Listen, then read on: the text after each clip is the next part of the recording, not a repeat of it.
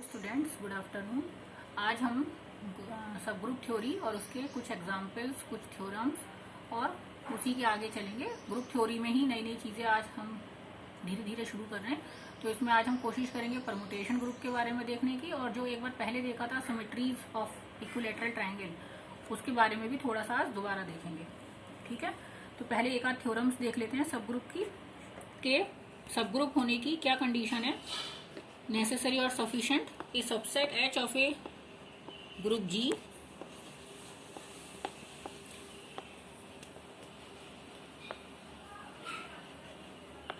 is a subgroup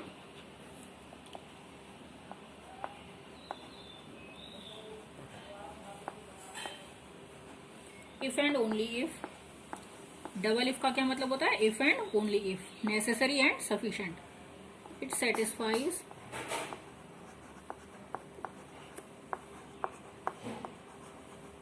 following conditions।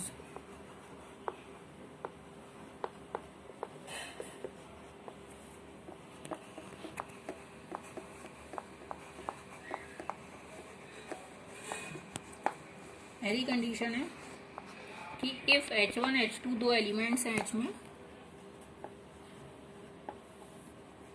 तो H1 H2 H में होना चाहिए। बाइनरी ऑपरेशन वही है जो G में है, ये अंडरस्टूड है कि बाइनरी ऑपरेशन हम वही ले रहे हैं जो कि हमने G में है। हमारे बाइनरी ऑपरेशन डिफरेंट नहीं है, इंड्यूस्ड बाइनरी ऑपरेशन जिसे कहते हैं, जो G में है उसी का रेस्ट्रिक्शन जो है वो हम सबसेट H पे कंसीडर कर रहे हैं। और यदि H कोई H में एलिमेंट है स्मॉल h, तो उसका इनवर्स जो है वो होना चाहिए उस सबसेट के अंदर। यदि ये दोनों कंडीशन सेटिस्फाई हो रही हैं तो वो सबसेट जो है वो सब ग्रुप फॉर्म करेगा, और इसका कन्वर्स भी ट्रू है, यानी कि यदि कोई सबसेट H जो है वो ग्रुप G का सब ग्रुप फॉर्म करता है तो ये दोनों कंडीशंस सेटिस्फाई होंगी। तो पहले एक तरफ से चलते हैं हम, नेसेसरी कंडीशन, यानी कि हम मान लेते हैं कि H जो है वो सब ग्रुप है। लेट H बी सब group of G।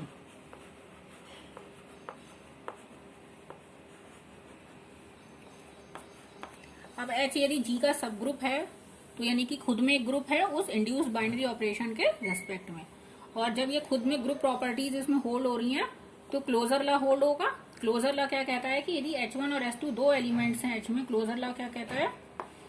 Closure law क्या कहेगा H में कि इफ H1 और H2 दो एलिमेंट्स हैं G में H में,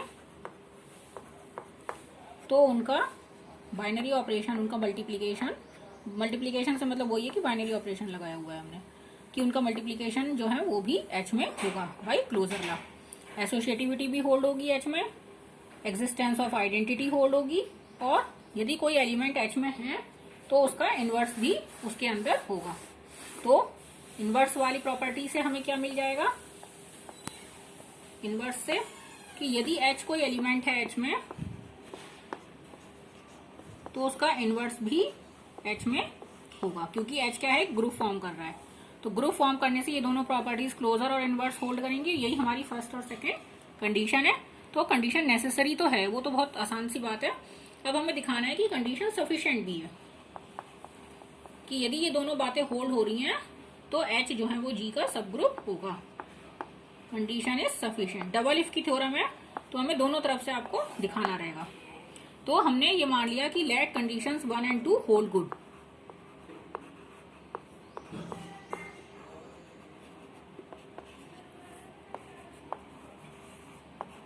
फिर हमें ये दिखाना है कि H जो है वो सब ग्रुप है G का।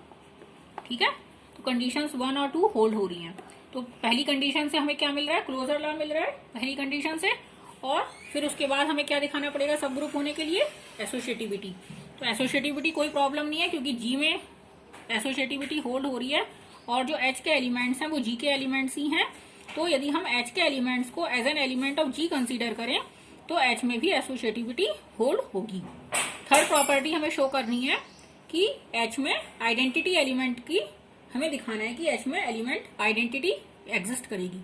लेकिन पहले हमें चौथी प्रॉपर्टी कौन सी होती है? इनवर्स की एग्जिस्टेंस। तो वो हमें सेकंड कंडीशन से मिल जाएगा कि हर एलिमेंट का जो है वो H में इनवर्स एग्जिस्ट करता है। अब हम क्या लेते हैं? हम कोई H एलिमेंट ले लेते हैं H में, तो सेकंड कंडीशन हमें क्या कहती है, सेकंड कंडीशन हमें कहती है कि इसका इनवर्स एच में होगा। और फर्स्ट कंडीशन हमें क्या कहती है, कंडीशन 1 हमें क्या कहती है, ये सेकंड कंडीशन से आ गया। और फर्स्ट कंडीशन से क्या आएगा कि यदि एच और एच इनवर्स दोनों एच में हैं तो इनका मल्टीप्लीकेशन भी एच में होगा। ये फर्स्ट कंडीशन कह रही है हमारी। तो एच एच इनवर्स भी एच में होगा। एच एच इनवर्स एच में होने का क्या मतलब हो गया, आइडेंटिटी हो गई एच में। और इनवर्स तो सेकंड कंडीशन खुद ही इनवर्स की एग्जिस्टेंस को कह रहा है सीधे सीधे। तो चारों चीजें हमारी होल्ड हो गई, क्लोजर, एसोसिएटिव, आइडेंटिटी और इनवर्स। यानी कि एच क्या हो गया, एक सब ग्रुप हो गया जी का।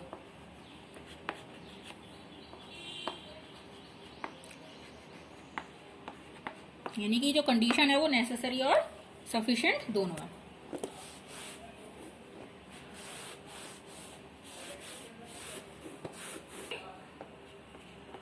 सब ग्रुप होने की ही एक और थ्योरम है एग्जिस्टेंस के लिए कि कोई सबसेट एच जो है वो जी का, जो एच एक सबसेट है तो वो सब ग्रुप होगा। उसके लिए नेसेसरी और सफिशिएंट कंडीशन ही है वो भी, लेकिन वो थोड़ी प्रिसाइसली लिख दी गई है। तो क्या है कि लेट एच जो है वो be a subset of ji,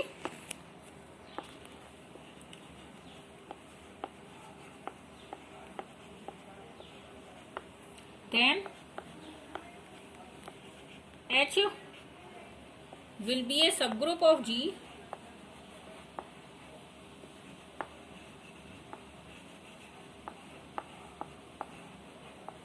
if and only if H is non-empty and G और H belonging to H imply करे G H इनवर्स H में है। ठीक है, तो प्रूफ देखते हैं इसका। H नॉन एम्प्टी है, इसका मतलब कम से कम एक एलिमेंट H में जरूर लेना है आपको, है ना। नॉन एम्प्टी पहले ही कह रखा है, तो कम से कम एक एलिमेंट H में है। तो पहले हम क्या लिख लेते हैं, कंडीशन इज नेसेसरी।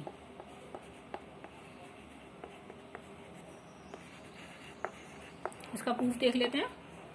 तो यानी कि H को हमने सब ग्रुप मान लिया, इसमें नेसेसरी कंडीशन में हमको ये कंडीशन लानी होगी कि late H be a subgroup of G, be a non empty subgroup of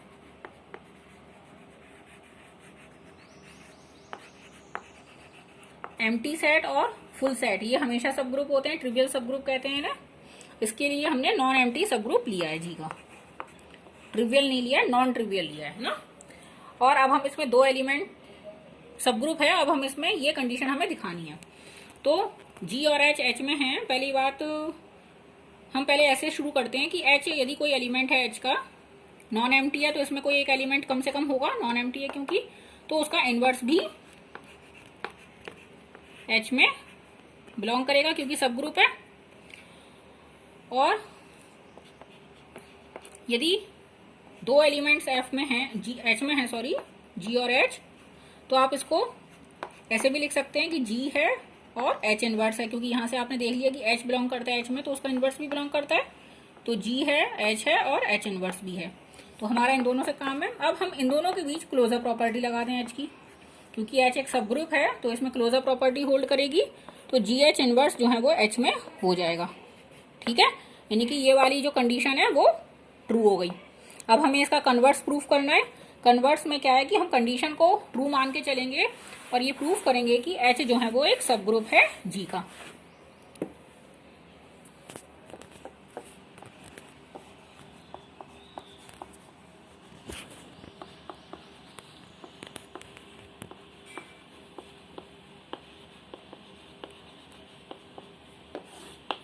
Let the given condition be true.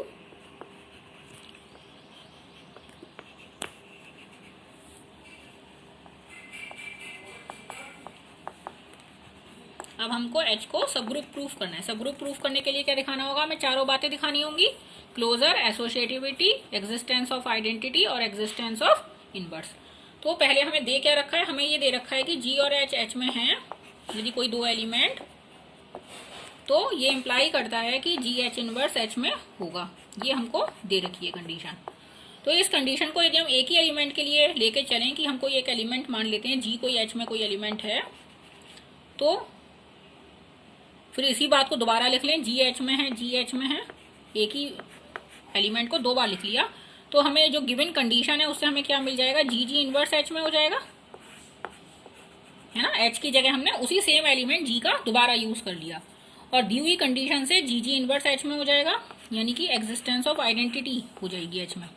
Ji ji inverse क्या हो जाएगा, आइडेंटिटी हो जाएगी, तो आइडेंटिटी एच में हो गई, तीसरी कंडीशन हमारी हो गई। एसोसिएटिविटी भी कोई प्रॉब्लम नहीं है, क्योंकि जी एच के एलिमेंट्स क्या हैं, अगेन जी के एलिमेंट्स ही हैं, तो एसोसिएटिविटी यदि जी में होल्ड हो रही है तो उसका रेस्ट्रिक्टेड ऑपरेशन जब आप एच पे लगाएंगे तो इसमें भी एसोसिएटिविटी होल्ड हो जाएगी। अब आपको दो प्रॉपर्टीज दिखानी रह गई हैं, क्लोजर और इनवर्स। तो इनवर्स तो आसान है दिखाना, आप ई एच में ले लीजिए और दूसरे एलिमेंट के तौर पे जी को ले लीजिए एच में, है ना। तो गिवन कंडीशन से क्या हो जाएगा, ई जी इनवर्स एच में हो जाएगा, और ई जी इनवर्स क्या हो जाएगा, जी इनवर्स। ई जो होता है वो हर एलिमेंट को अनचेंज छोड़ता है, आइडेंटिटी एलिमेंट है भाई हमारा, तो हर एलिमेंट को अनचेंज छोड़ता है, तो ये हो जाएगा जी इनवर्स एच में है। तो जी एच में है तो जी इनवर्स एच में है, यानी कि एग्जिस्टेंस ऑफ इनवर्स भी हो गया। अब हमारी पहली प्रॉपर्टी बची कि हमें क्लोजर दिखाना है।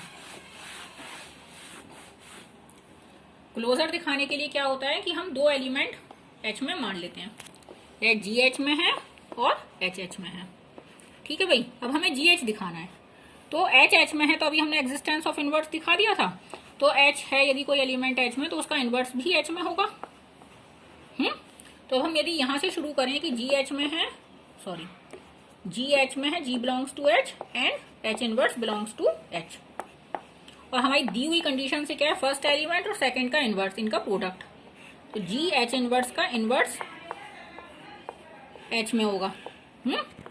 अब किसी एलिमेंट के इनवर्स का इनवर्स वो एलिमेंट खुद होता है, ये हमने ग्रुप थ्योरी में शुरू में देखा था, तो ये हो जाएगा जी एच, तो G H belongs to H, यानी कि क्लोजर लॉ होल्ड हो गया, है ना। क्लोजर होल्ड हो गई, एसोसिएटिव हो गई, आइडेंटिटी हो गई और इनवर्स हो गई, यानी कि चारों बातें आपने दिखा दी, यानी कि एच क्या हो गया, is a subgroup of ji.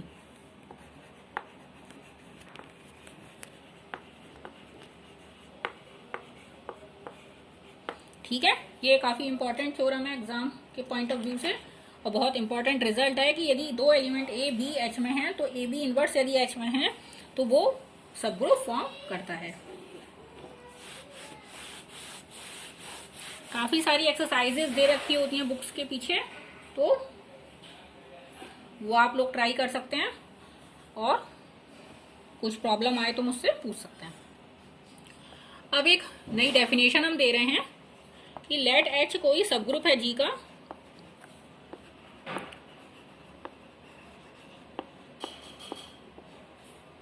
And N H क्या है, जी के उन एलिमेंट्स का कलेक्शन है जो एच के सारे एलिमेंट्स के साथ कम्यूट करता है, for all H belonging to H. H के सारे एलिमेंट्स के साथ कम्यूट करता है, ऐसे जी के ऐसे एलिमेंट्स के कलेक्शन को हमने क्या नाम दिया है, एन एच। ये हमने डिफाइन किया है, define N H such that कि जी के उन एलिमेंट्स का कलेक्शन जो एच के सारे एलिमेंट्स के साथ कम्यूट करते हों, इसको बोलते हैं नॉर्मलाइजर ऑफ एच इन जी। क्या बोलते हैं, नॉर्मलाइजर ऑफ एच इन जी। ये एनएच खुद में एक ग्रुप फॉर्म करता है with the induced operation, induced binary operation. तो क्या है ये एनएच जो है वो जी का एक सब ग्रुप है, NH is a subgroup of जी। इसको हम प्रूफ भी कर सकते हैं, तो यदि हमें प्रूफ करना हो कि एनएच एक सब ग्रुप है जी का तो कैसे प्रूफ करेंगे, हम जो अपने पीछे कंडीशन दी थी कि यदि ए और बी दो एलिमेंट्स हैं उसके अंदर एच के अंदर, या जी एच नाम दिया था हमने उन्हें, तो जी एच इनवर्स यदि एच में बिलोंग करता है तो ये नेसेसरी और सफिशिएंट कंडीशन है for H to be a subgroup of जी। तो हमें क्या करना है, हमें इसके अंदर के दो एलिमेंट लेने हैं ए और बी, और फिर हम ये दिखा दें कि A B inverse N H में है। तो लेट ए और बी, हमने दो एलिमेंट्स ले लिए एन एच के अंदर। अब हम यदि ये दिखा दें कि A B inverse N H में है तो एन एच एक सब ग्रुप हो जाएगा जी का। तो ये कैसे दिखाएंगे, ए और बी एन एच में है तो इसका मतलब है कि क्या प्रॉपर्टी सेटिस्फाई कर रहे हैं कि ए और बी जी के ऐसे एलिमेंट हैं जो H के सारे एलिमेंट्स के साथ कम्यूट कर रहे हैं। तो AH बराबर है HA for all H belonging to H, और BH बराबर है HB for all H belonging to H। ठीक है, अब AB इनवर्स भी क्या H के सारे एलिमेंट्स के साथ कम्यूट करेगा, ये हमें देखना होगा।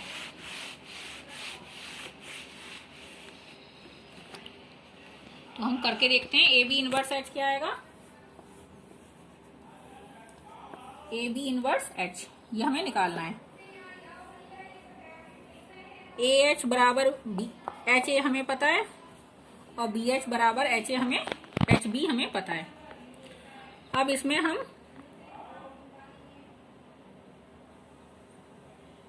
B इनवर्स H निकालना होगा। तो हम क्या करें, B इनवर्स से लेफ्ट मल्टीप्लीकेशन कर दें इस इक्वेशन में। तो ये हो जाएगा B इनवर्स BH बराबर B इनवर्स HB। तो ये आइडेंटिटी हो जाएगा इधर, और ये हो जाएगा H बराबर B इनवर्स HB।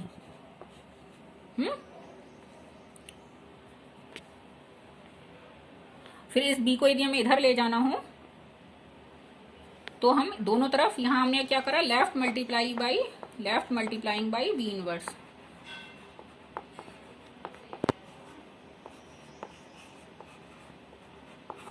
और अब हम क्या कर रहे हैं, राइट मल्टीप्लीकेशन कर रहे हैं B इनवर्स से। तो ये हो जाएगा H B इनवर्स बराबर B inverse H B B inverse, और वो हो जाएगा B इनवर्स H। आइडेंटिटी बन जाएगा, उसको कोई फर्क नहीं पड़ेगा। यहाँ हमने राइट मल्टीप्लाई कर दिया B इनवर्स से। एक साथ भी कर सकते थे और एक एक करके भी कर सकते थे। तो यहाँ राइट मल्टीप्लाई, तो ये एक HB इनवर्स बराबर B इनवर्स H आ गया हमारे पास रिजल्ट, है ना। इसका हम यहाँ यूज कर लेते हैं। तो A B इनवर्स H, इसको एसोसिएटिव ला यूज कर लिया पहले हमने, और B इनवर्स H की जगह हमने लिख दिया HB inverse, A HB inverse. फिर इसमें दोबारा एसोसिएटिव ला यूज कर लिया, ये हो गया AH B इनवर्स। AH की जगह हमने क्या लिख दिया, HA B इनवर्स। फिर दोबारा एसोसिएटिव बार बार यूज कर रहे हैं, तो ये H AB इनवर्स हो गया, है ना। तो AB इनवर्स H से शुरू हुए थे और H AB इनवर्स आ गया, यानी कि AB इनवर्स H के साथ कम्यूट कर गया for all H belonging to G। और ये कोई सी बात पर्टिकुलर H के लिए नहीं है, ये सारे H के लिए होल्ड हो जाएगी। तो AB इनवर्स भी H के सारे एलिमेंट्स के साथ कम्यूट कर रहा है, यानी कि AB इनवर्स जो है वो NH में बिलोंग करेगा। AB इनवर्स यानी कि NH में बिलोंग कर जाएगा, यानी कि NH क्या हो गया, एक सब ग्रुप हो गया G का।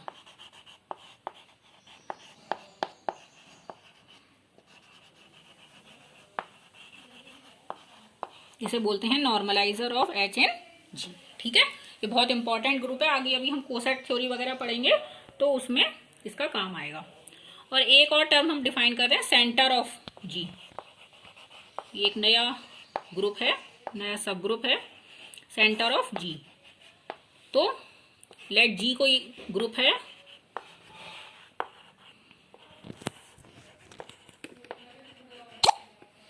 एंड G कोई एलिमेंट है, स्मॉल g कैपिटल G में, then define ZG is equals to, ये G के उन एलिमेंट्स का कलेक्शन है जो कि G के बाकी सारे एलिमेंट के साथ कम्यूट करते हैं।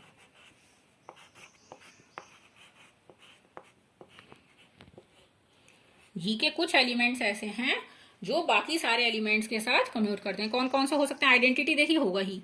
आइडेंटिटी क्योंकि एक ऐसा एलिमेंट होता है जो सबके साथ कम्यूट करता है। EG बराबर GE होता है for all G belonging to G, इसलिए आइडेंटिटी डेफिनेटली Z में आ गया।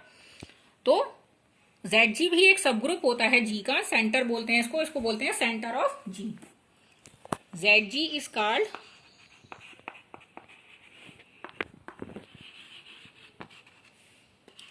Centre of G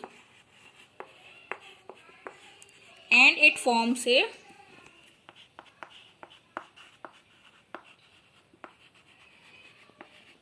subgroup of G।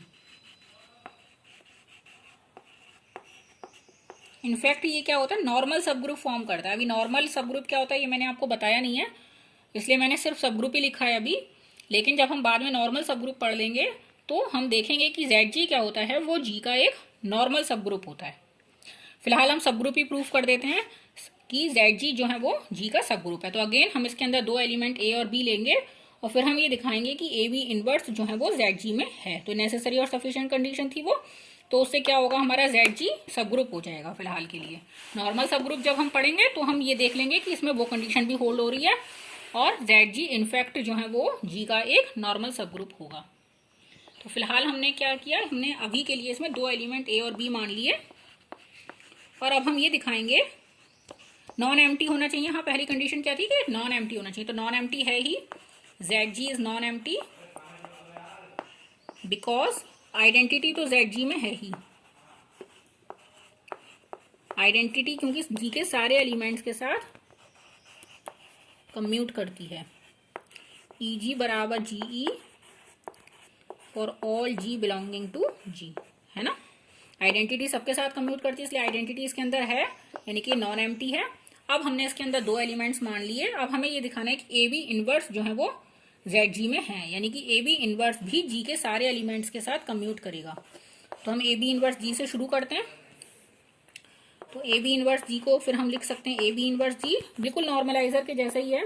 हमें क्या पता है, हमें पता है कि A जो है वो G के सारे एलिमेंट्स के साथ कम्यूट करता है, AG बराबर GA और BG बराबर GB for all G belonging to G, ये हमें पता है।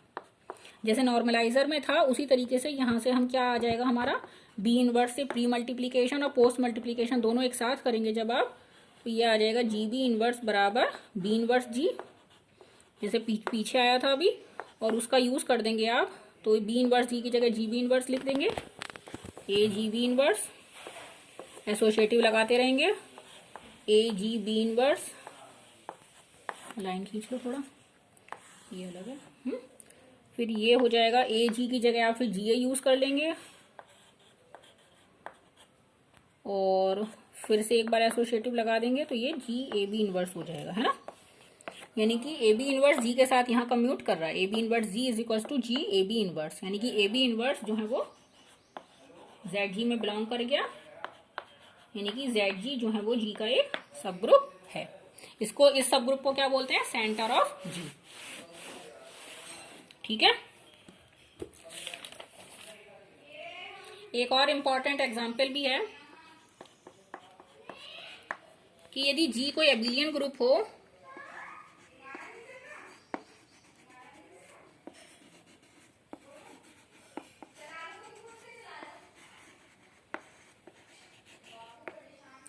और H और K जो है वो दो सब ग्रुप्स हैं G के,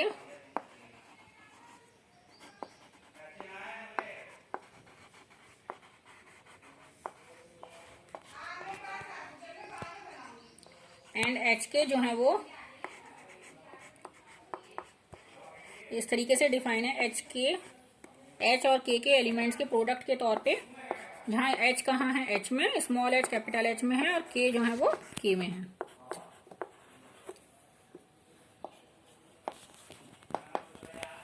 देन HK क्या होता है,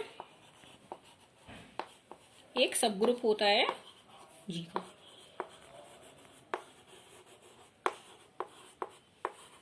लेकिन ये कब होता है, जब G एबिलियन हो। G क्या हो, एबिलियन। एबिलियन के बिना क्या होगा कि हम कम्यूट नहीं करेंगे ना एलिमेंट्स हमारे, तो हम ऑर्डर उनका इधर से उधर नहीं कर पाएंगे। तो यदि प्रूफ करना है इसको, वैसे मैं एक्सरसाइज के तौर पे भी छोड़ सकती हूँ, लेकिन चलिए मैं कर ही देती हूँ। हम इसके दो एलिमेंट्स A और B ले लेते हैं HK में, और AB इनवर्स को हमें दिखाना होगा कि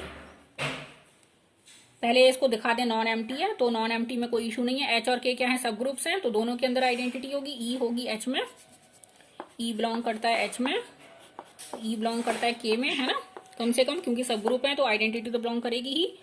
और आइडेंटिटी का दोनों का प्रोडक्ट जो होगा EE वो HK में आ जाएगा, यानी कि EE क्या है, E, यानी कि E आइडेंटिटी एलिमेंट HK में आ गया, यानी कि HK क्या है, नॉन एम्प्टी है।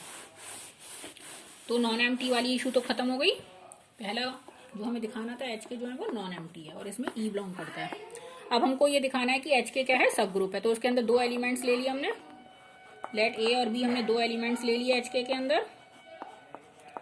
तो ए बराबर क्या होगा, H1K1 टाइप का होगा कुछ, और बी क्या होगा, H2K2 टाइप का होगा। अब हमको ये दिखाना होगा कि ए बी इनवर्स एच के में है, तो एच के क्या हो जाएगा, सब ग्रुप हो जाएगा। तो ए बी इनवर्स को कंप्यूट कर लेते हैं थोड़ा। ए बी इनवर्स हो जाएगा H1K1 H2K2 का इनवर्स। ठीक है, अभी ये मैंने रिवर्सल लॉ बताया था कि जब हम प्रोडक्ट का इनवर्स करते हैं तो वो रिवर्स ऑर्डर में आता है, K2 इनवर्स H2 इनवर्स। अब हम थोड़ा सा एसोसिएटिव लॉ का यूज कर रहे हैं फ्रीली, और क्योंकि जी एबिलियन है इसलिए हम इनका ऑर्डर चेंज कर सकते हैं। यहाँ पे इसको हम लिख सकते हैं H1K1 H2 inverse K2 inverse, है ना। पैरेंथेसिस नहीं लगा रही मैं, क्योंकि एसोसिएटिविटी तो होल्ड हो रही है, हम किसी भी को किसी के साथ पहले मल्टीप्लाई कर सकते हैं। अब हम इन दोनों में फिर ऑर्डर चेंज कर देते हैं। यहाँ हमें जी के एबिलियन होने का यूज करना है, यहाँ इस स्टेप में भी हमने यूज किया और इस स्टेप में भी हम यूज कर रहे हैं। यदि जी एबिलियन नहीं होता तो हम ये काम नहीं कर सकते थे, और उसकी वजह से फिर वो सब ग्रुप नहीं हो पाता। तो ये हो गया H1 H2 inverse K1 K2 inverse, है ना। अब H1 कहाँ है, H1 और S2 कहाँ है, H1 और S2 H के एलिमेंट है और K1 और K2 K के एलिमेंट है। अब मुझे थोड़ा सा, H1 और S2 क्या है, H के एलिमेंट है, और K1 और K2 ये दोनों K के एलिमेंट हैं, और H और K क्या है, सब ग्रुप्स हैं। तो H1 H2 इनवर्स H में बिलोंग करेगा, क्योंकि वो कंडीशन क्या थी, डबल एफ की थ्योरम थी, वो नेसेसरी और सफिशिएंट।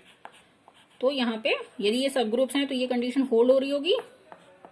इसको कोई नाम दे सकते हैं हम H3, और इसको कुछ नाम दे सकते हैं हम K3। तो ये क्या हो जाएगा, H1 S2 इनवर्स की जगह हम H3 लिख सकते हैं, K1 K2 इनवर्स की जगह K3 लिख सकते हैं। तो ये प्रोडक्ट हो जाएगा H3 K3 टाइप का, जहाँ H3 H का एलिमेंट है और K3 K का एलिमेंट है, यानी कि ए बी इनवर्स जो है वो एच के में बिलोंग कर जाएगा। ए बी इनवर्स बिलोंग कर जाएगा एच के में, यानी कि एच के क्या हो जाएगा, एक सब ग्रुप हो जाएगा जी का। ठीक है, लेकिन यहाँ जी क्या होना चाहिए, एबिलियन होना चाहिए, अदरवाइज एच के का सब ग्रुप होना जरूरी नहीं होता है। ठीक है, अब इसमें जरा से 2 नई डेफिनेशंस और मैं बता रही हूँ कि यदि हमारे कोई सबसेट हो एच जी का जो कि सब ग्रुप नहीं हो, मतलब उसमें क्लोजर, एसोसिएटिविटी, आइडेंटिटी और इन्वर्सिटी चारों प्रॉपर्टीज होल्ड नहीं हो पा रही, लेकिन उनमें से कुछ होल्ड हो रही हैं, पार्शल सब ग्रुप जिसे कह सकते हैं आप। तो उसका कुछ नाम है नया, तो वो नाम क्या है। जैसे यदि सारी चीजें नहीं होल्ड कर पा रहा, कुछ चीजें होल्ड कर पा रहा है, तो ऐसा क्या होता है, जैसे a set with an associative binary operation, जिसमें सिर्फ क्या होल्ड हो रहा है, एसोसिएटिविटी होल्ड हो रही है और क्लोजर होल्ड हो रही है। बाइनरी ऑपरेशन आपने सेट के ऊपर कह दिया ना, तो क्या मतलब हो गया, associativity and closureness. Associativity binary operation, that is closure hold हो रही है, क्लोजर होल्ड हो रही है, तो उसको क्या कहते हैं, is called semi group. 2 properties इसमें होल्ड हो रही हैं और 2 नहीं होल्ड हो रही, क्लोजर और एसोसिएटिविटी होल्ड हो रही है और आइडेंटिटी और इनवर्स होल्ड नहीं हो रहे, तो उसको क्या बोलते हैं, सेमी ग्रुप। और यदि हमारी 3 प्रॉपर्टीज होल्ड हो जाएं, मतलब क्लोजर, एसोसिएटिविटी और आइडेंटिटी, चौथी ना हो सिर्फ इनवर्स नहीं हो पा रहा लेकिन क्लोजर हो जा रहा है, एसोसिएटिव हो जा रहा है और आइडेंटिटी हो जा रही है एच में, तो उसको बोलते हैं मोनाइड। यानी कि एक ऐसा सेमी ग्रुप क्यों कह रहे हैं, क्योंकि 2 तो ऑलरेडी सेमी ग्रुप में भी हो रही थी और इसमें हम एक और जोड़ दें, तीसरी आइडेंटिटी, तो ये इसको क्या बोलते हैं, मोनाइड।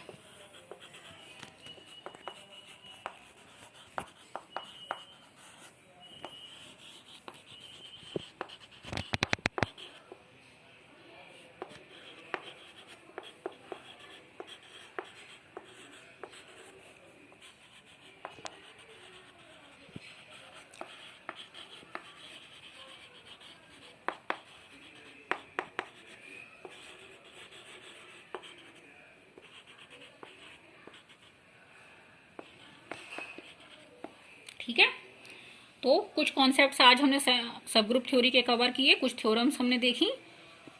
थ्योरी तो अभी लंबी है सब ग्रुप्स की, तो अब हम नेक्स्ट लेक्चर में कोशिश करेंगे कि हम इसके आगे के कुछ कॉन्सेप्ट्स और क्लियर करें, जिसमें जो मैं प्लान कर रही हूँ मैं आपको परमुटेशन ग्रुप के बारे में बताऊंगी, और जो हमने symmetries of an equilateral triangle के बारे में पहले हल्का सा डिस्कस किया था उसका हम प्रूफ देखेंगे, लेकिन उसके लिए हमें पहले परमुटेशन ग्रुप देखना पड़ेगा। फिर हम देखेंगे कि वो जो सिमेट्रीज हैं वो एक ग्रुप फॉर्म करती हैं इक्विलैटरल ट्रायंगल्स की भी और रेक्टेंगल की भी, उनके बारे में थोड़ा सा देखेंगे ज्योमेट्री का। फिर धीरे धीरे हमें लैग्रांजे थ्योरम भी देखनी है, नॉर्मल सब ग्रुप भी देखना है। तो लेट अस सी कितने नेक्स्ट लेक्चर में कवर हो पाता है। Thank you for today, thank you very much.